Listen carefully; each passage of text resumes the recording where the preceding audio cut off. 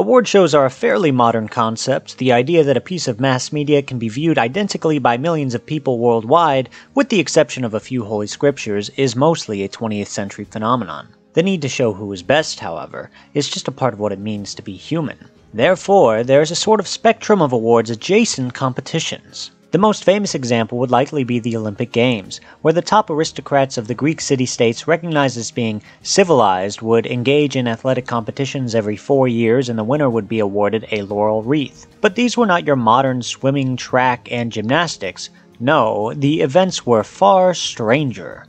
Some of them were vaguely terrifying, such as one event called Pancration, where the only banned moves were biting and eye gouging.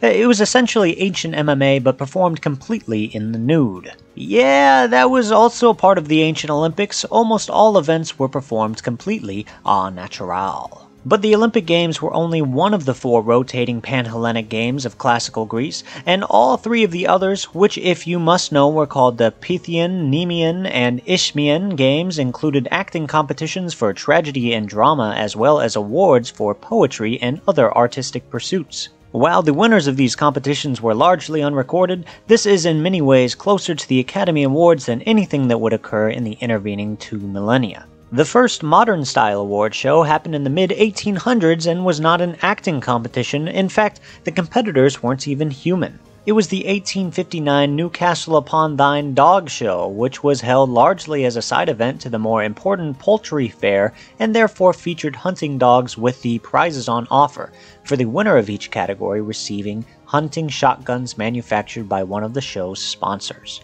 But the first true award show, and indeed the one that in many ways defines the category to this day, would be the Academy Awards. It was first held in 1929, where the original winner of Best Picture is a topic of contention, but my favorite part of this ceremony was the winner for Best Title Writing won by Joseph Farnham for No Specific Film over Gerald Duffy for The Private Life of Helen of Troy and George Marion Jr. for No Specific Film. A few more fun Oscar facts. The only actors to be nominated for multiple awards for playing the same character are Bing Crosby for some of the musicals where he happened to be playing the same guy, Peter O'Toole as King Henry II for Becket and A Lion in Winter, Al Pacino for Michael Corleone in The Godfather 1 and 2, Paul Newman as Fast Eddie Felson in The Hustler and The Color of Money, Cate Blanchett as Queen Elizabeth I in Elizabeth and Elizabeth the Golden Age, and Sylvester Stallone as Rocky Balboa in the original Rocky and Creed.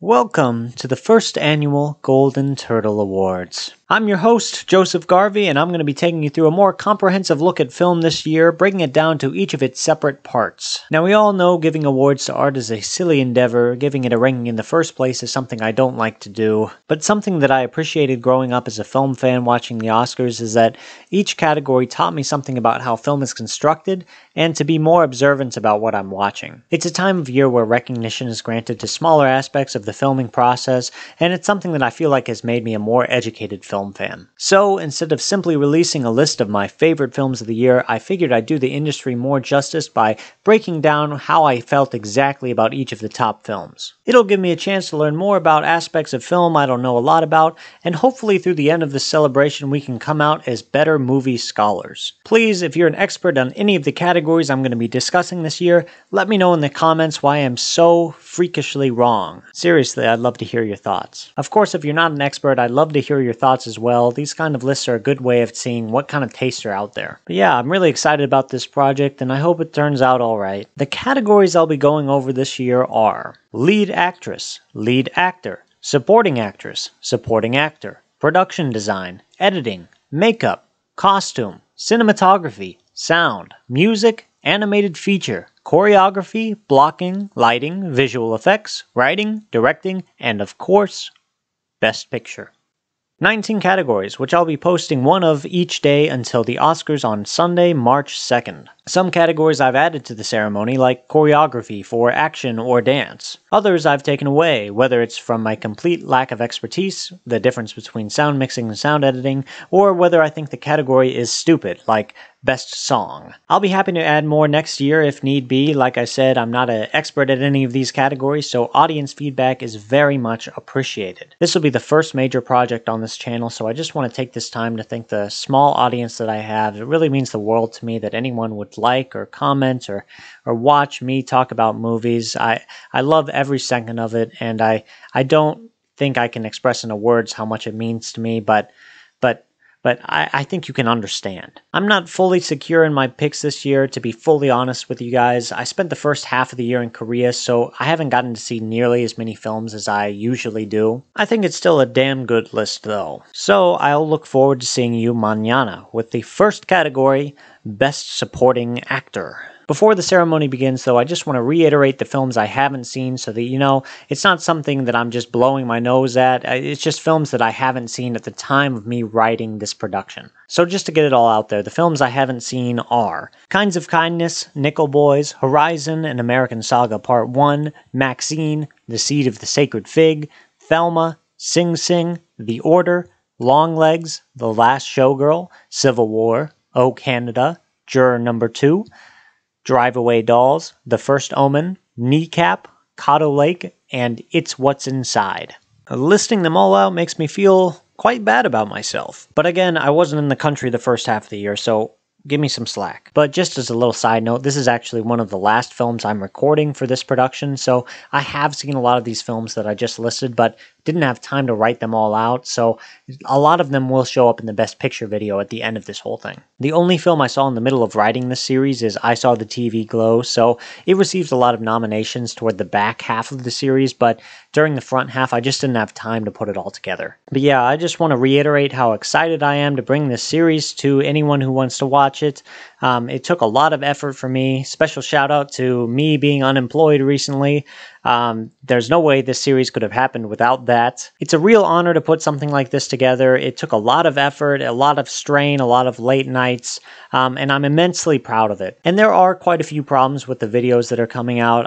Some things that I just didn't have time to get to because of the nature of what I was doing here. Trying to drop a video every day is very difficult. So if there's one thing I want you guys to do, it's to not be patient with me. I'm an adult, you're adults, I am able to handle criticisms that you guys hand out. It's surprisingly easy for me to handle it, so if you guys have any issues with the technical presentation of the videos or something I'm saying, or you want to argue a certain point with me, I would really love it if you did that in the comments and let me know how to make these videos better, because really at the end of the day, I'm just trying to put my best foot forward. But before we head out, I want to give a special shout out to Ewan Hopper, who wrote the historical segment for this video. He did a great job, and he's always been a person I can lean on for advice or anything I want to go to. As well as Tommy Wangman or Tommy Darko, who helped me put the music together. We banged the music out for the show in about 3 or 4 hours, and he was so talented that he was able to make me sound good, which is a feat in its own right. But he's seriously wonderful, and I'll leave his Spotify in the description below. If anyone's interested also, I'm going to be leaving the music for this show on my own Spotify EP, so I'll leave that in the description. If you're not tired of it by the end of this series, I don't know what's wrong with you. I'm so tired of this music, but maybe if you like it, that's something. I don't know. And so that is going to do it for me. Again, I appreciate you guys watching this, whether you're on a walk or on the computer or on your phone about to go to bed or hanging upside down like a bat. That's how I really want to talk to you, hanging upside down like a bat. I don't have a real drink, but I don't know how to end this video, so I'm going to take this fake drink and I'm going to cheers it to you guys. So cheers to you, and please watch more movies.